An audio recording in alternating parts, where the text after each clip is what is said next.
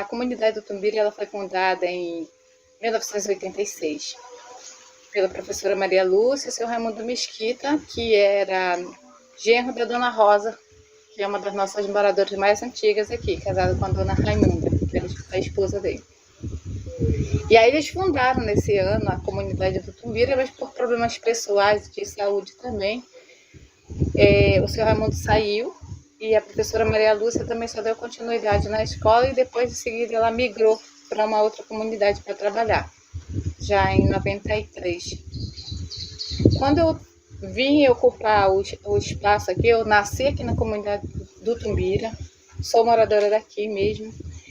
E aí em 94, quando ela me chamou para substituir, a professora Maria Lúcia me substituir ela aqui na escola, eu encontrei, e naquela época era uma outra realidade, a gente tinha muita dificuldade nas escolas, o atendimento do governo, de prefeituras era quase zero, e eu encontrei a escola caindo praticamente. Então a primeira ação que eu fiz foi pedir ajuda dos pais dos meus alunos para ajudarem a reconstituir pelo menos partes da escola, né? E só compunha ali do espaço de uma escola e a igreja.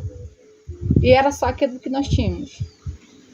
Quando eu comecei a trabalhar aqui, eu vi a necessidade de a gente ampliar o espaço por conta da segurança, porque às vezes eu encontrava cobras dentro da sala de aula, pelo fato o mato ser muito próximo da escola e da igreja. Então, assim, é o habitat natural do animal, ele vai procurar um abrigo melhor. E eu encontrei esses animais peçonhentos, a cobra surucucu, e não peçonhentos como a jiboia, mas também tinha muita saúva. E foi pedindo ajuda dos pais para a gente ampliar o espaço. E aí nossas reuniões começaram, a primeira reunião com os pais. Voltamos a fazer o culto dominical, que já tinha parado por um determinado período. A igreja precisava de reforma, a escola também. Os maiores aliados eram os pais dos meus alunos e os comunitários. Então a gente tinha aí uns pequenos eventos, como até hoje a gente tem na escola, né? O Dia dos Pais, Dia das Mães. E as reuniões. E nas reuniões os pais falavam da vontade de querer que a comunidade tivesse eletricidade. Alguns avanços que nas outras comunidades já existiam, mas na nossa não. E já por volta de 90, no final de 95, a gente já começou a pensar como melhorar o espaço. A gente eu já comecei a pedir ajuda, vinha sempre o barco da presbiteriana, da igreja presbiteriana aqui. E eles me ajudaram a pintar a escola, os pais me ajudaram a reformar. Pintamos a igreja, mas ainda não era o suficiente.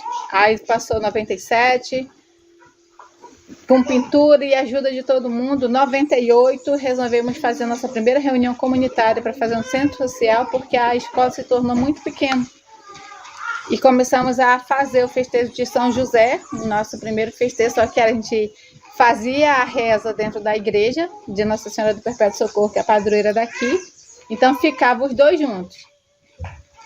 Era comemorado na mesma igreja o São José e Nossa Senhora do Perpétuo Socorro, só que em datas diferentes.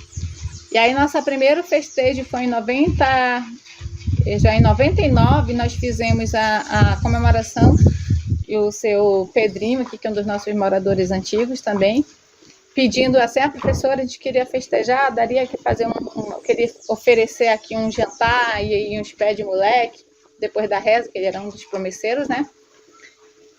E aí nós fizemos, só que quando assim, ele queria uma festinha, aí o espaço que tinha era a escola.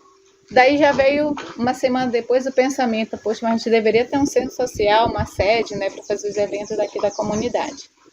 Quando foi em junho, nós fizemos, ficou nisso, aí antes do mês de junho sentamos para falar sobre o festejo da padroeira. E daí novamente esbarramos na mesma situação. A gente fazia tudo dentro da escola, que era um espaço de 6x8. Então era assim, um pedacinho de lugar para abrigar muita gente. E daí começou a inquietação de a gente querer realmente fazer diferente, aumentar a comunidade. Mas em 98, quando a gente passou para Iranduba, a gente já encontrou um outro prefeito que pegou essa área da jurisdição de Iranduba para ele tomar conta. Aí passou tudo para Iranduba. Foi bem difícil, complicado, porque A gente conhecia um governo, a gente foi se deparar com outro governo. Ninguém sabia como que ele ia ajudar a gente, mas passamos. Nessa época, nós só éramos 7 famílias aqui no Tumbira. E daí, dessas 7 famílias, a gente tinha alunos. E tinha alunos que vinham lá do Pixuna. Sempre teve aluno de outra comunidade que vinham para cá, que era da família do seu Romildo, né? Seu Romildo Pastano. E foi com a ajuda dessas pessoas que a gente foi constituindo. Já tinha pessoas que já tinham esposa, homens tinham suas esposas, moravam dentro da mesma casa. Aí, em 99, eu já comecei a buscar ajuda com a prefeitura de Iranduba, passando para Iranduba. Aí, Iranduba já foi dando esse apoio, já fui levando o nome do Tumbira, que eles não sabiam nem o que era. Ninguém nem conhecia o que era Tumbira para Iranduba, sabia? Para Nova Irã. Iranduba não, apesar de ser comunidade do Iranduba, Iranduba não conhecia Tumbira, porque não era conhecido mesmo. E eu levei o nome do Tumbira. E em 99 eu fiz o pedido de telhado para as 10 primeiras casas da vila, um gerador de luz e uma casa de farinha. E conseguimos.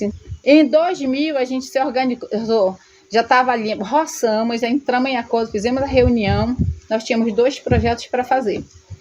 Era o centro social e uma casa de artesanato, que foi sempre o meu foco. O papai sonhava com turismo. E eu dizia que a outra base do fortalecimento do turismo era o artesanato. Porque o turismo, ele não anda sem o artesanato, sem gastronomia, sem as cadeias produtivas. Ele só anda se tiver pessoas trabalhando para girar e fortalecer e dar esse subsídio para continuar acontecendo. A gente se reuniu, e aí fui eu, as mulheres e os homens, nós fomos tirar a madeira para fazer o centro social. Roçamos tudo lá. Os homens cortavam os esteios e nós, mulheres, trazíamos nas canoas amarradas pelo lado.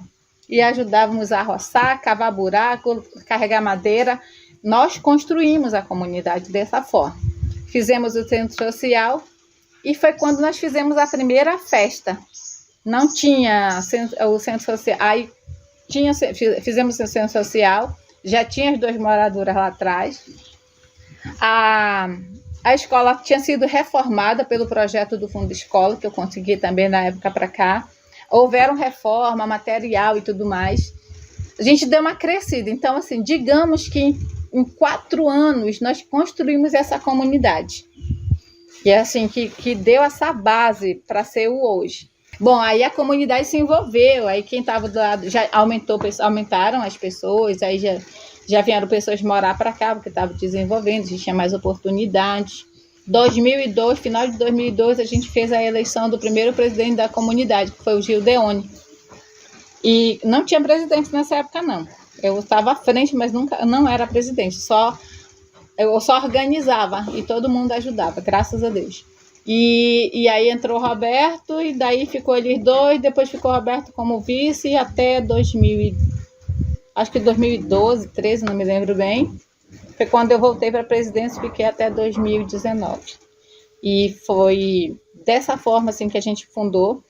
A comunidade, como vocês viram, foi aumentando, os filhos foram crescendo, então a gente tinha muita ajuda dos meninos mesmo.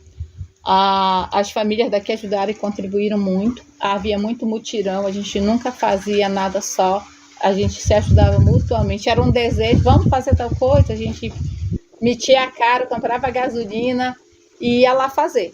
Mas foi uma andança, foi uma luta. Agradeço muito a cada família que abraçou a causa comigo, e me sinto muito feliz de eu olhar e lembrar as remadas, porque nessa época também eu vinha remando da casa do meu pai, que eu morava lá, até de 94, 97, eu vinha remando da casa do meu pai até aqui, até lá na escola.